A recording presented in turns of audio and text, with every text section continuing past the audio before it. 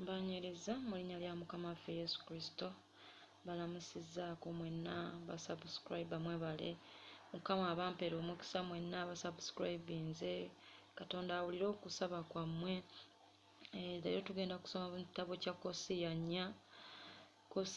4, ekitabo kya Kosiya 4 oba Oseya essula ya 4, olunyiriri olusooka paka ku lw'omukaaga.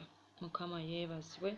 Saa Mukama atuwe ekisa tusobole okutegeera ekigambo kye, tukole nga bw'ayagala, emitima gyaffe gikomewo gy'ali, tujjule ekisa n'okusaasira eri bannaffe, ensi etugondere era naffe tusobole okulya ebirungi eby'ensi nga tugondera Mukama. Mukama abampeera omukisa nga tugenda okuwuliriza ekigambo kye. Kosiya 4 olunyiriri olusooka lugambye nti muwulire ekigambo kya Mukama mmwe abaana ba Isirayiri, kubanga Mukama alina empaka n'abo abali mu nsi, kubanga tewali mazima newankubadde okusaasira newankubadde okumanya Katonda mu nsi. Tewali kintu wabula okulayira n'okumenya endagaano n'okutta n'okubba n'okwenda. Bawaguza n'omusaayi gukoma ku musaayi. Ensi kyeriva ewuubaala na buli muntu agituulamu aliyongobera, wamu n'ensolo ez'omu nsiko n'ennyonyi ez'omu bbanga, weewaawo n'ebyennyanja ebiri mu nnyanja biriggibwawo. Era waleme okubaawo omuntu awakana, so waleme okubaawo anenya, kubanga abantu abo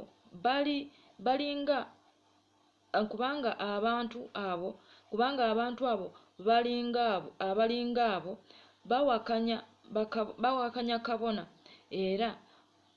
bawakanya kabona era olyesittala emisana, era n'ennabbi alyesittala wamu naawe ekiro.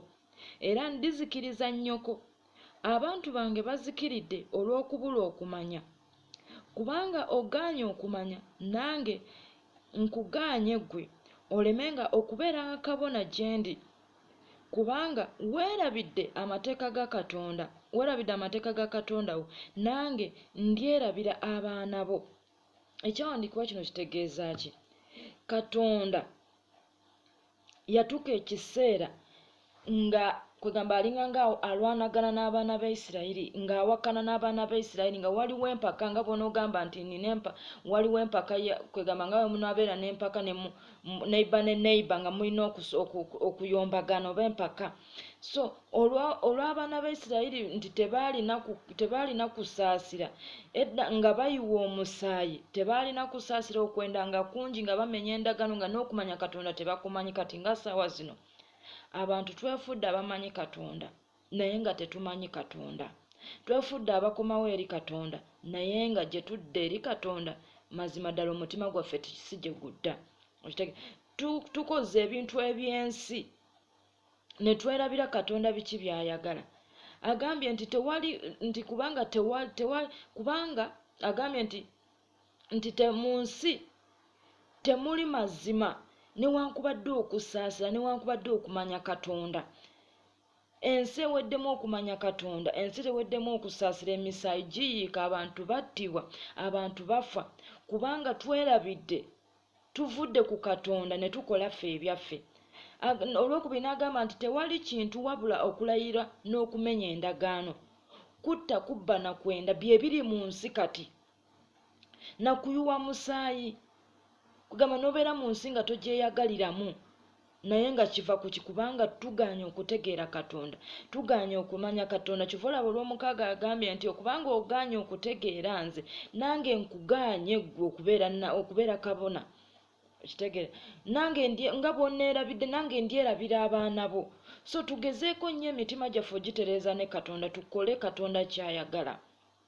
Tuzikiridde olw'okubulwa okumanya, tugaanye okunoonya okumanya amazima ga Katonda, tugaanye okunoonya ekigambo ekigenda otutwala mu ggulu, ne twagala bino ebitusanyusa.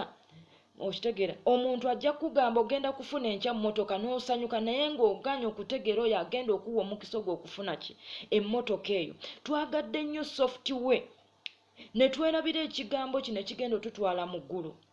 Tugaanye okutegeera Katonda ne tutegeera abantu abali mu nsi. So tuzikiridde nga tuzikirira olw'ebyo abantu bye batugamba naye nga twerabidde okutegeera Katonda. Okitegeera? So tugezeeko nnyo okutegeera amateeka ga Katonda.